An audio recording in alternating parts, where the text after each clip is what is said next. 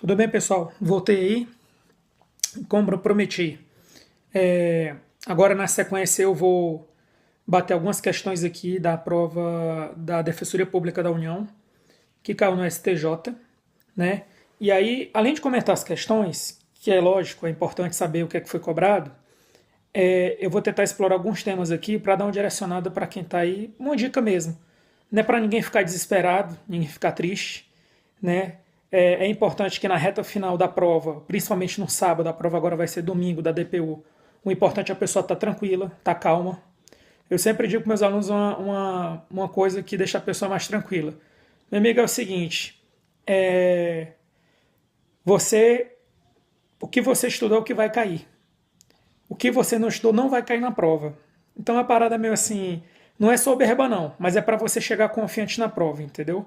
Então tira esse sábado aí para você, no máximo, dar uma revisão, algum resumo que você acha importante, mas nada de aprender coisa nova, entendeu? Tenta dormir cedo, né, para você fazer uma boa prova no domingo aí. Então vamos lá, eu vou ler aqui algumas questões, eu já deixei pronto aqui o material, deixa eu colocar aqui no ponto aqui que eu consiga mostrar para você comentando. E eu vou bater algumas questões e aí, na medida que eu for passando as questões aqui, eu vou fazendo alguns comentários e faço dizendo onde é que está o material. Aí, se você quiser revisar, fica a seu critério. Então, a primeira questão que eu selecionei aqui da prova do STJ é o seguinte: as propostas apresentadas pelos órgãos setoriais de planejamento e orçamento são consolidadas por programas com um detalhamento das atividades, projetos e operações especiais. Tem duas formas de você abordar essa questão aqui. Então, a questão está cobrando o seguinte: como é que funciona um ciclo orçamentário, mas não o ciclo orçamentário que você sabe que são 4 etapas, né? Elaboração, aprovação, execução orçamentária e avaliação. Não é bem esse ciclo. O ciclo que ele está falando aqui é o processo top-down e bottom-up. Como é que funciona o processo orçamentário em relação ao órgão central de planejamento e as unidades administrativas? Como é que funciona, que é mais ou menos o que ele cobrou aqui.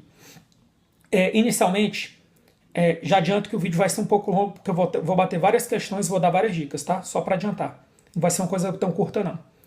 Mas aí, se você não puder ver tudo, sem problema nenhum. Tá gravado, vai ficar no Periscope, depois eu vou subir no YouTube, vou dizer exatamente o que é, e aí você assiste posteriormente. Lembrando que esse vídeo, o importante é você assistir quem vai fazer a prova domingo, né? Então vamos lá. O que está sendo cobrado aqui? Inicialmente, o Ministério do Planejamento, que é o órgão central do sistema de planejamento e orçamento, isso é importante você saber, ele estabelece limites para os órgãos setoriais. Quem são os órgãos setoriais? São os ministérios. Mais precisamente nos ministérios são as unidades de planejamento e orçamento. Onde está escrito isso, professor? Isso está na Lei 10.180. Onde tem esse fluxo aí que você está falando, que você vai explicar agora? Esse fluxo que eu estou falando agora, ele consta no Manual Técnico do Orçamento.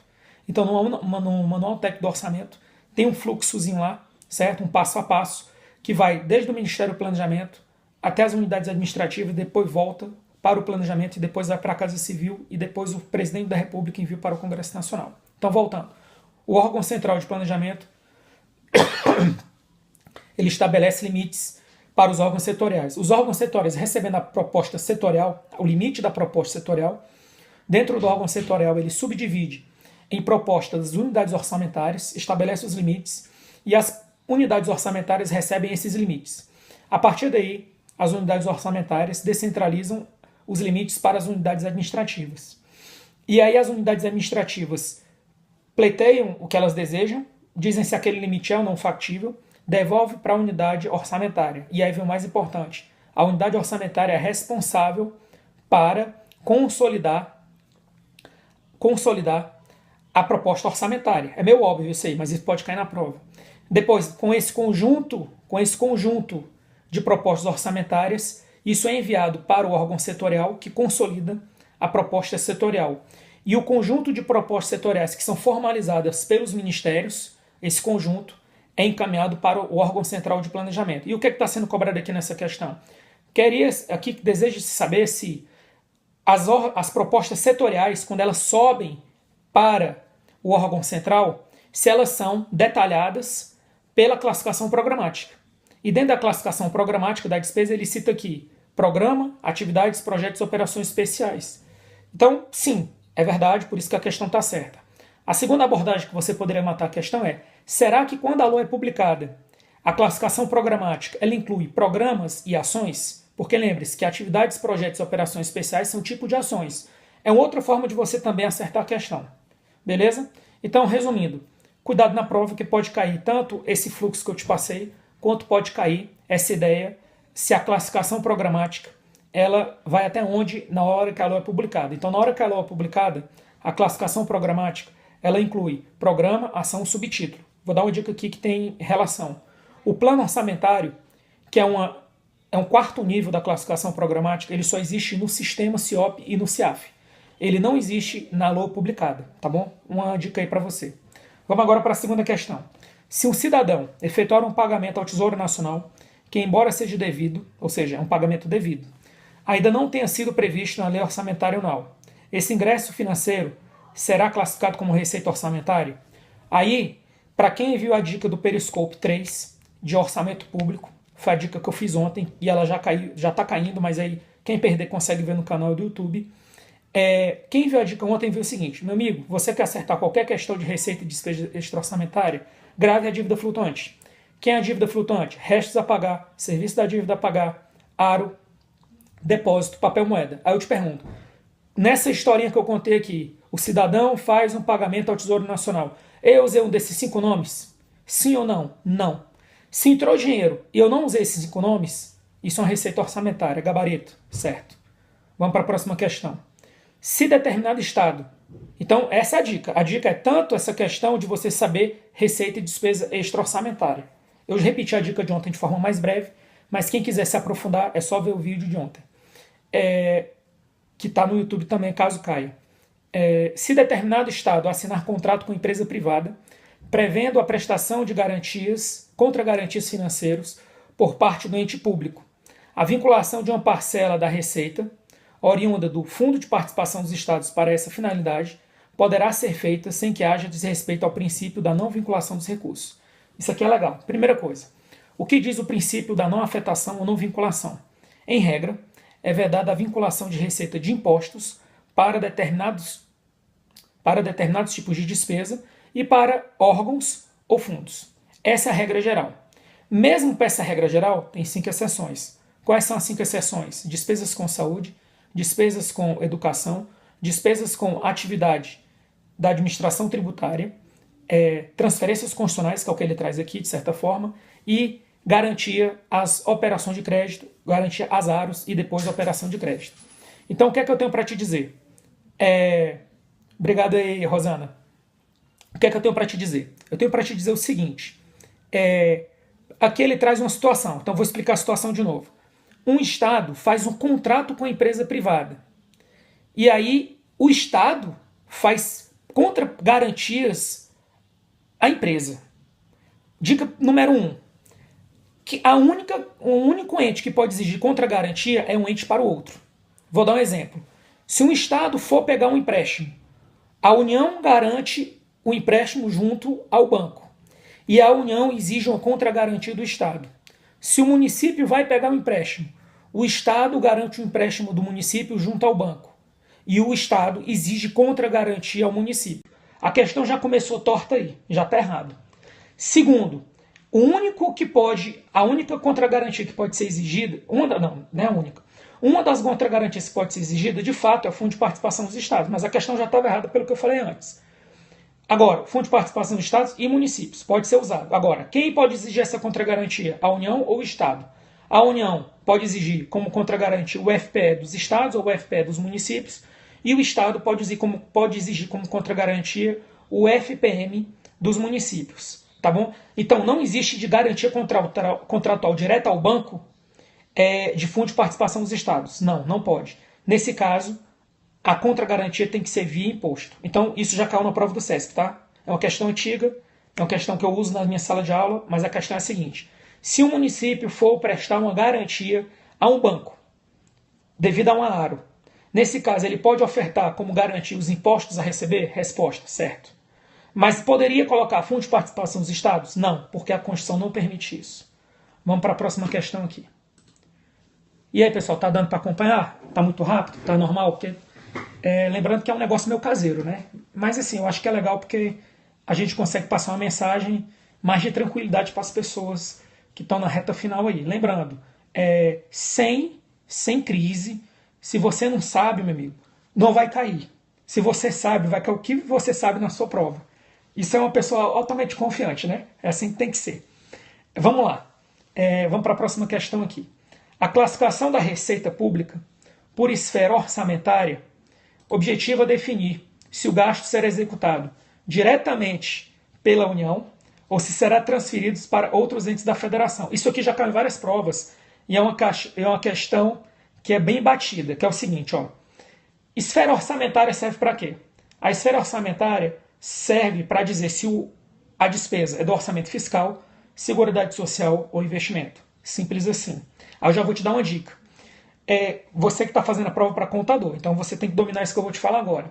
Para contador, pessoal, importante, também cai contabilidade pública e depois eu vou dar umas dicas de contabilidade pública, tá? Daqui a pouco, vou dar um tempinho, vou beber uma água e eu volto com uma dica de contabilidade pública. Mas para contador, o que é que eu quero que você lembre?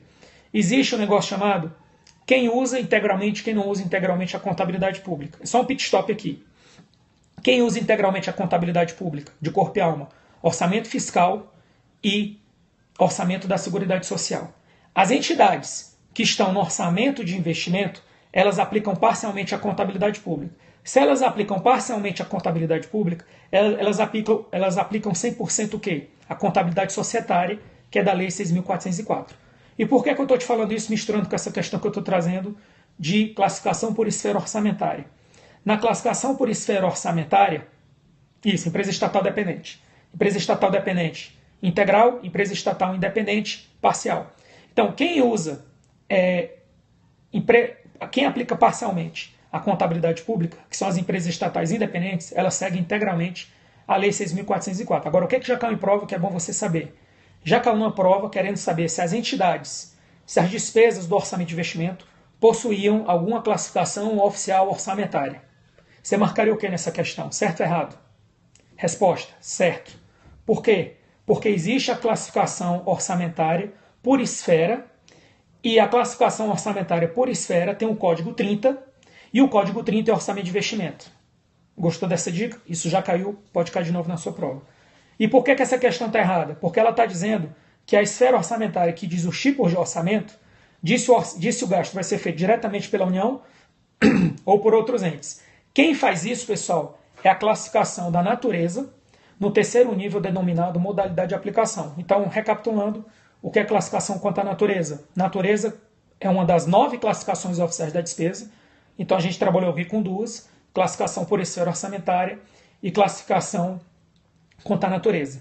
Na classificação quanto à natureza, primeiro nível, categoria econômica. Segundo nível, grupo natureza da despesa. Terceiro nível, modalidade de aplicação. E quarto nível, elemento da despesa. Esses 4 níveis são obrigatórios para todos os entes da federação. O quinto nível, que é o subelemento, é que é facultativo. Só que tem uma pegadinha aí. Na hora que eu vou publicar a LOA, o nível mínimo obrigatório é o terceiro nível, que é a modalidade de aplicação. O quarto nível, que é o elemento da despesa, ele não aparece na publicação da LOA, mas ele aparece na execução da LOA e é obrigatório e tem que ser exatamente conforme o padronizado pela União, pela Portaria 163 de 2001. Portaria interministerial entre Secretaria do Orçamento Federal e Secretaria do Tesouro Nacional.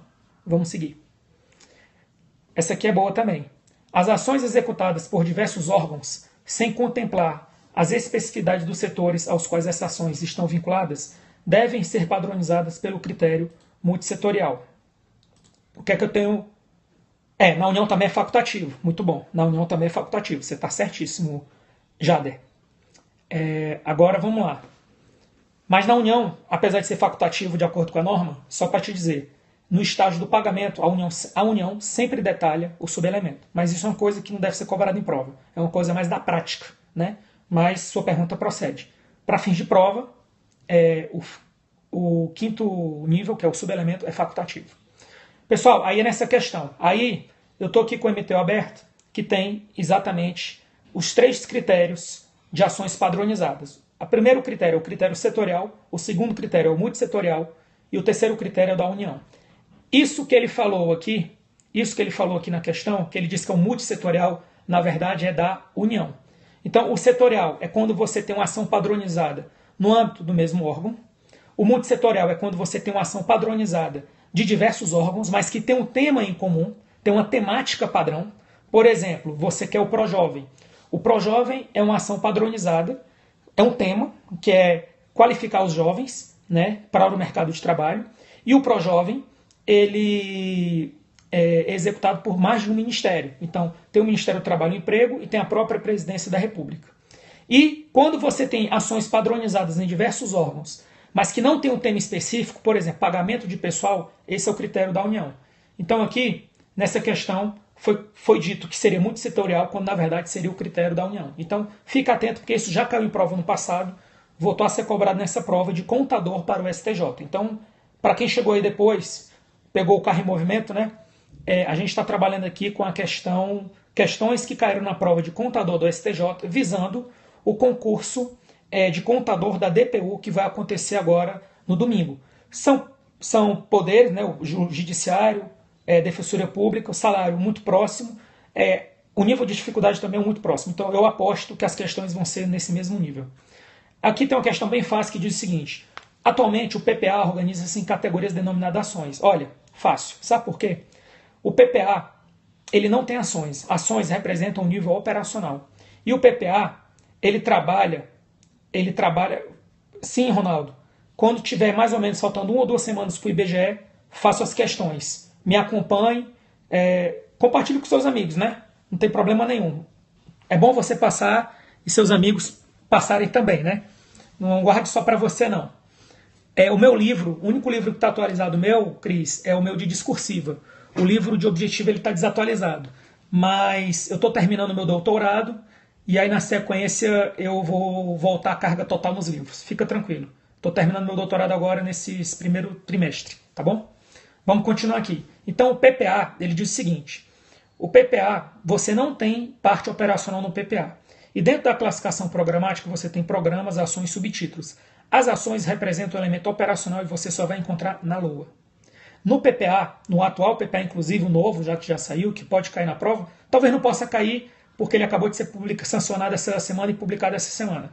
Mas o PPA, ele tem o seguinte: você tem programas temáticos e programas de gestão, manutenção e serviço. E dentro dos programas temáticos você divide ele em objetivos e iniciativas. E para aí. Os programas, os objetivos e iniciativas representam o nível tático. Quem representa o nível estratégico? A visão de futuro, os macro desafios. Tá bom? Por isso que a questão está errada, porque você não encontra mais ações no PPA. Desde o PPA anterior e o próximo PPA também não tem mais ações. Próxima questão.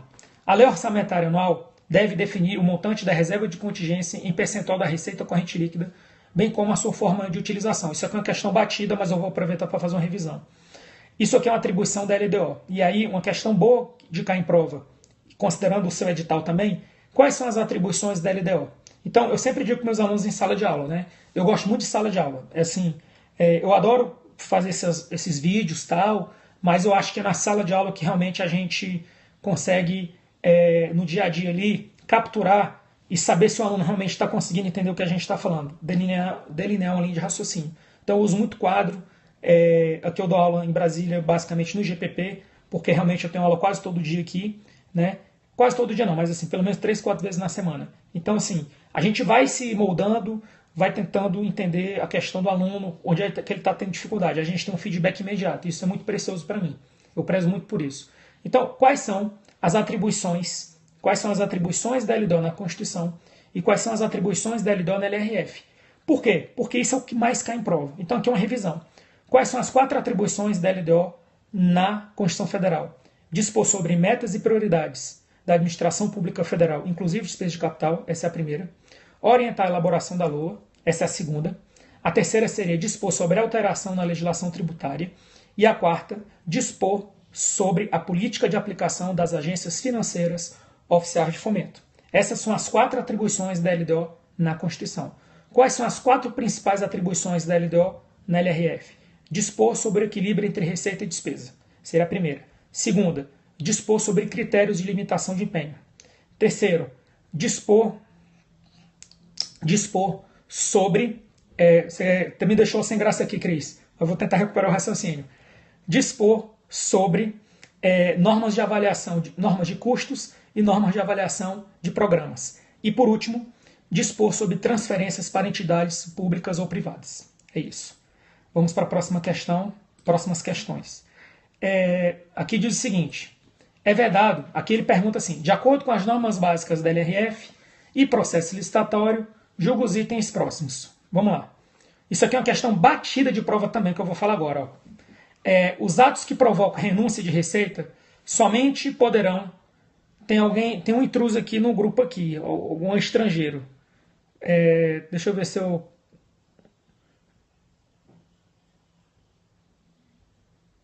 Pronto, eu bloqueei essa... Bloqueei já. Bloqueei. Era um hacker. Era um hacker estrangeiro aí que não queria deixar o pessoal aprender, mas já foi resolvido. Obrigado aí pela dica. Voltando. Acontece nas melhores famílias. Né? Já bloqueei, Elaine. Sem problema nenhum. Então vamos lá. Os atos que provocam renúncia de receita somente poderão entrar em vigor quando forem, somente podem entrar em vigor quando forem acompanhados de medidas compensatórias. Vou aproveitar aqui porque, pessoal, sem brincadeira, isso inclusive pode ser tema da discursiva. Sério mesmo, pode cair no discursivo isso aqui. Renúncia de receita já caiu em várias discursivas, já caiu no TCU, perdi as contas de que já foi cobrado isso no TCU, já perdi as contas como isso foi cobrado em outras provas, então preste atenção no que eu vou dizer. Vamos lá, eu vou fazer uma revisão completa. Primeira coisa, quais são, você que está aí, quais são as 5 metas fiscais do anexo de metas fiscal? Porque muita gente fala de meta fiscal, mas quais são as 5 metas fiscais que estão na LRF? Receita, despesa, resultado primário, resultado nominal e dívida consolidada. Beleza, essas são as 5 metas fiscais. E aí lembrando, quando a gente já bloqueei mais um aqui já, tá? Quando a gente estuda renúncia de receita, quando a gente estuda metas fiscais, as metas fiscais acontece o seguinte, você deve estabelecer metas por exercício de referência e os 2 subsequentes. Repetindo, exercício de referência e os 2 subsequentes. Isso é uma dica que eu dou para meus alunos em sala de aula. Olha, por quê? Toda vez que eu for alterar, sempre que eu for alterar uma meta fiscal, eu tenho que fazer uma avaliação do impacto orçamentário do exercício de referência e os 2 subsequentes. Por quê? Porque as metas fiscais, elas são para 3 exercícios. O de referência e os 2 subsequentes. Bloqueei mais um aqui. Tá bom? O pessoal está meio atentado aqui hoje, os hackers. E aí o que é que acontece? Quando a gente tem renúncia fiscal, que você vai afetar uma meta fiscal, que é uma meta de renúncia de receita, o que é que você deve ter em primeira mão sempre? Avaliação do impacto orçamentário do exercício de referência e os 2 subsequentes. Eu estou falando sempre. Além disso, você deve cumprir os requisitos da LDO. Sempre. Só que aí, eu quero que na sua mente você abra aí uma bifurcação. Existem 2 caminhos. Repetindo, o que eu falei antes é sempre. O que eu vou falar agora tem 2 caminhos. Caminho A e caminho B. Os dois caminhos são viáveis. Então, repetindo, sempre deve ter avaliação do impacto orçamentário e financeiro. E aí você deve ter 2 caminhos alternativos, ou um ou outro. Caminho A, você já considerou aquilo na LOA. Se você já considerou aquilo na LOA, não precisa do caminho B. E o caminho B? O caminho B eu vou adotar medidas compensatórias. Só que as medidas compensatórias, no caso da renúncia de receita, elas devem ser aumento de receita. Por que essa questão está errada? Primeiro que ela disse que só tem o caminho B, quando na verdade você tem o caminho A. Segundo erro dessa questão, é que ele disse que o caminho B você pode tanto aumentar a receita quanto diminuir a despesa. E o caminho B, de acordo com a LRF, que é medidas compensatórias, ele só pode ser pelo aumento de receita. Beleza? Isso já caiu em discursiva, pessoal. Então, muito cuidado e vamos lá. Próximo. As transferências voluntárias da União podem ser realizadas para determinado ente da federação que tenha ultrapassado o limite da dívida consolidada, desde que o prazo para retorno da dívida ao limite ainda não tenha expirado. Realmente, primeiro que ele está falando pode. Então aqui tem uma outra regrinha. Ele falou, a primeira coisa quando você analisar, eu peço que quem fez a pergunta, no final eu vou dar um espaço, pode fazer a pergunta de novo, tá? Mas agora não, deixa eu só concluir aqui. Primeira coisa que você tem que fazer é o seguinte, foi dito alguma coisa na questão que se está no último ano do chefe do executivo, tanto para a despesa com o pessoal quanto para a dívida consolidada? Primeira pergunta é essa. Porque se estiver no último ano do poder, cara, se ultrapassou o limite, imediatamente as transferências voluntárias ficam impedidas. Mas a questão não falou, professor, a questão não falou. Então, quando a questão não fala, você adota a seguinte premissa: não está no último ano de governo. Se não está no último ano de governo, o que é que eu vou te dizer? Quando o limite total de pessoal, ou o limite total da dívida consolidada, ou das operações de crédito, ou da dívida mobiliária é ultrapassado, é dado um prazo de recuperação. Em ambos os casos. Eu já estou aproveitando essa questão para dar duas dicas. Dentro desse prazo de recuperação, enquanto não expirar o prazo e for feita a nova avaliação, segue normal a questão das transferências voluntárias. Só das transferências voluntárias. Se após o prazo, o primeiro prazo intermediário, que daqui a pouco eu vou dizer que prazo é esse, não conseguir se recuperar, aí as transferências voluntárias ficam impedidas. Ou no segundo prazo. Agora vamos dar os dois prazos. No caso da despesa com o pessoal, o prazo de recuperação é de 2 quadrimestres. Sendo que o excesso deve ser reduzido pelo menos 1/3 no primeiro quadrimestre e o restante no segundo quadrimestre. No caso da dívida consolidada, o prazo de recuperação são 3 quadrimestres, sendo pelo menos 25% no primeiro quadrimestre e o restante no 2 quadrimestres. Isso seria o excesso apenas. Pessoal, acabamos aqui por hoje, né? Eu bati aqui algumas questões que foram cobradas na prova de contador, que já tem alguns meses para trás, mas foi a última prova de contador. Então, quem vai fazer a prova de contador da Defensoria Pública da União, se você tiver algum amigo e você gosta desse amigo, que é realmente você é amigo dessa pessoa, passe esse vídeo para ele, compartilhe. Caso ele perca, né, o vídeo agora, porque vai cair amanhã, nesse horário, vai estar no canal do YouTube, tá bom? Lembrando, o que é que eu tenho também? Além do Periscope aqui, que eu estou tendo essa oportunidade de conhecer novas pessoas, eu tenho a minha página no Facebook, Professor Giovanni Pacelli. Além disso, eu criei um grupo privado. Por que eu criei um grupo privado? Porque lá, inclusive, eu vou jogar materiais, eu vou jogar vídeos, eu vou jogar arquivos, né? E aí eu quero também fazer a avaliação de quem está no grupo. Se tiver algum hacker lá no grupo, eu vou excluir ele, tá bom? Então, assim, repetindo, dentro do meu Facebook, Giovanni Pacelli, o meu nome está exatamente aí como está no Periscope, GIOVA2NZ, PACE2LZ, Giovanni Pacelli. Então, tem a página Dicas de Orçamento e Contabilidade Pública, tem esse grupo fechado no Facebook, você pode pedir para entrar e eu vou autorizar você a entrar. E tem o grupo, e tem a página minha, que é de professor, mas é só para divulgações mais rápidas. Nesse grupo é que eu vou realmente jogar conteúdo forte, tá bom? E eu vou compartilhar esses vídeos lá também. Tinha alguém que tinha feito uma pergunta. Alguém quer alguma pergunta, alguma dúvida? Alguma dúvida aí que beleza? Boa pergunta. Então vamos lá, vamos explicar para você aqui, Ana. Sim. Não, o que é que acontece? Essa divisão de programas temáticos, gestão, manutenção e serviço, ela depende de ente para ente. Por quê?